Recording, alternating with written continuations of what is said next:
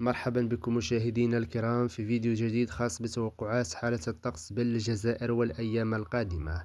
أمطار وعواصف رعدية مرتقبة بإذن الله في بعض الولايات الغربية ووسط البلاد، وحسب المرصد الأوروبي للتوقعات بعيدة المدى خلال أول أيام عيد الأضحى المبارك ستتغير الحالة الجوية بالجزائر وخاصة على الولايات الغربية مع تشكل سحب رعدية موسمية، وقد تتشكل برق ورعد والسيول في بعض الولايات، لكن المدة لا زالت بعيدة.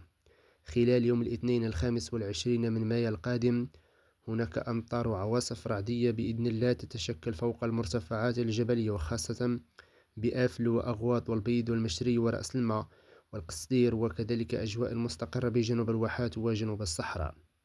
وخلال يوم الثلاثاء 26 من مايو استمرار نزول أمطار وعواصف رعدية أحيانا قوية تتشكل خلال الزوال والظهيرة فوق المرتفعات الجبلية.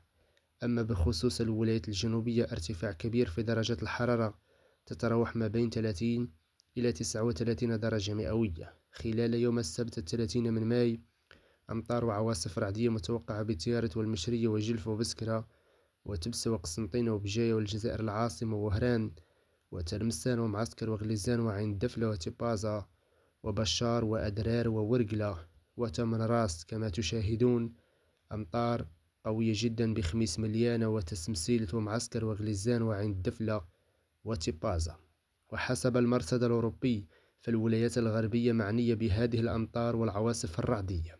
خلال يوم الأحد 31 من مايو أمطار متوقعة بورقلة وغرداية وجلفة، وكذلك بتيارة وعين وصارة والمسيلة وبسعادة والمدية وشلف ومستغانم ووهران وسيدي بالعباس وبالعاصمة الجزائرية. وخلال يوم الأحد 31 من مايو استقرار الحالة الجوية بأدرار وورقلة وتمن راست والإلزي.